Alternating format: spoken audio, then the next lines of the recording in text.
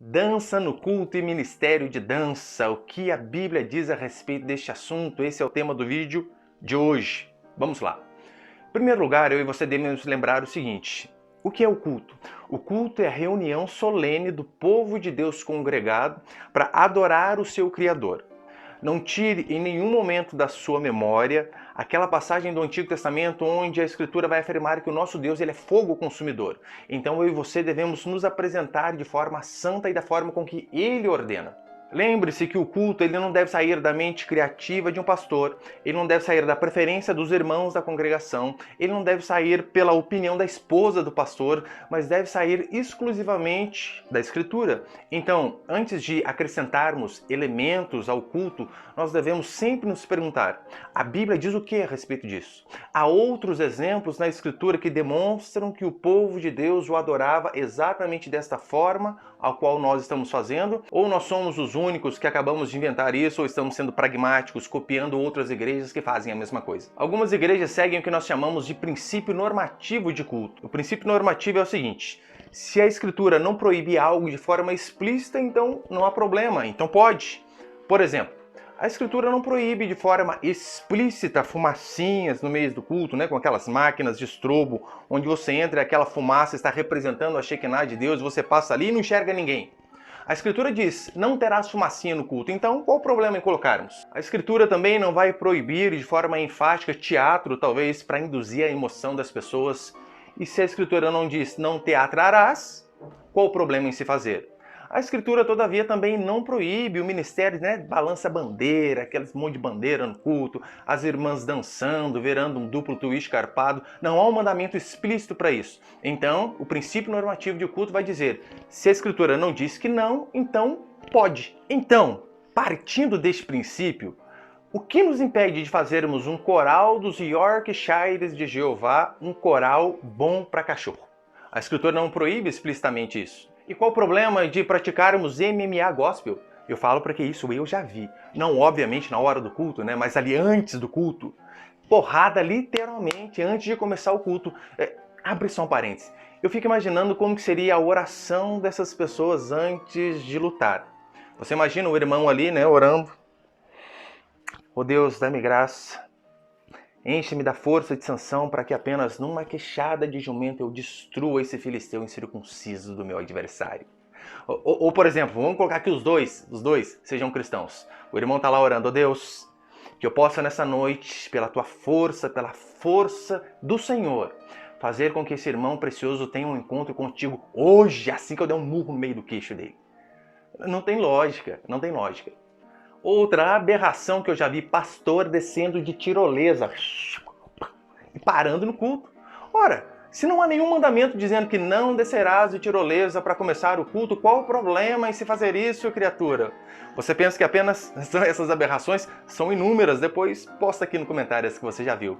Eu já vi anjo voando, né, segurado por um cabo de aço ali, e no meio da apresentação do anjo vindo na igreja e caiu em cima da irmã. Olha o absurdo! Todavia não há um mandamento que proíbe isso. Ou vamos lá, o pessoal que de fato gosta de dança. O que você acha de fazermos um grupo de dança, os funkeiros do Onipotente?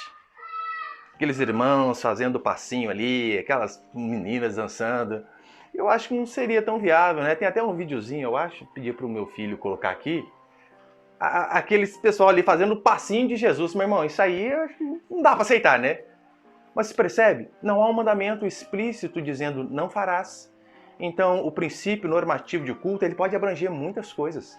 Todavia, há outras igrejas, das quais a minha se encaixa, que seguem o princípio regulador de culto. O que seria isso?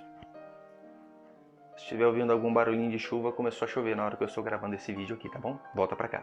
Nós cremos que há elementos fáceis de se enxergar na Bíblia como fazendo parte do culto a Deus. Basta você ler a Escritura de forma honesta e você vai ver. E danças, teatros e todas essas aberrações que eu falei anteriormente, aí você não vai ver respaldo bíblico para que isso seja feito. Nós nos preocupamos de fato para fazer aquilo que é ordenado ou aquilo que está claro, de forma explícita, que os irmãos do passado adoravam a Deus dessa forma também. E quais os elementos que nós costumamos ver que estão claros na Escritura e que Deus ordena que seja feito no culto a Deus? Simples: exposição da palavra, oração, louvor e adoração e ceia. Apenas esses. Pastor, mas desse jeito o culto vai ficar meio chato, meio monótono, desse jeito eu não gosto. Querido, não tem problema, você não precisa gostar. O culto é para Deus e quem tem que gostar e quem tem que aprovar é o Senhor. Nós estamos aqui apenas para obedecer e fazer aquilo que Ele ordenou, simples assim. É claro que eu reconheço também falhas no princípio regulador de culto, mas ainda assim eu creio que é um princípio menos propenso ao erro. Falando especificamente da dança, os argumentos que eu sempre ouço são os seguintes. Olha, mas Davi dançou diante da arca, Miriam também dançou ali, isso é verdade. Todavia, aquilo não era um culto a Deus, era uma festividade. E na festividade, qual o problema? Olha, se vai ter uma confraternização na igreja, uma festa, você quer dançar num dia e no horário que não sejam dias de culto, não tem problema, desde que não sensualize, é óbvio, né? Preciso estar falando isso hoje. Não há problema. Agora, em relação ao ministério de dança, já fica mais difícil. Você não consegue ver exemplos disso aí na Escritura. Eu, particularmente, eu tenho muita dificuldade em ver Deus sendo adorado através daqueles movimentos extravagantes, né? Daí você tá lá cultuando a Deus, orando, de repente você olha pra frente e tá lá uma irmã, né?